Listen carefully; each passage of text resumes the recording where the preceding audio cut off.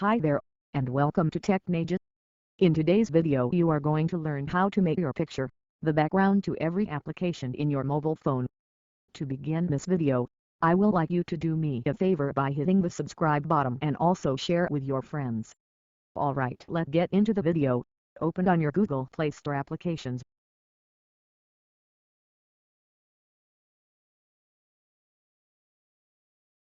On the searching space, type in Designer Tools.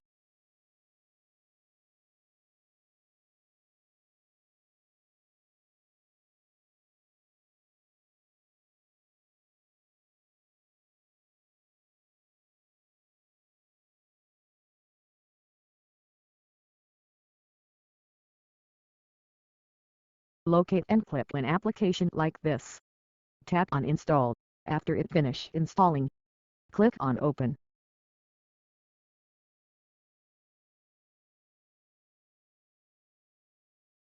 In the application interface, locate Mockups overlay. Tap into Switch On. Click on the adding sign to choose picture of choice.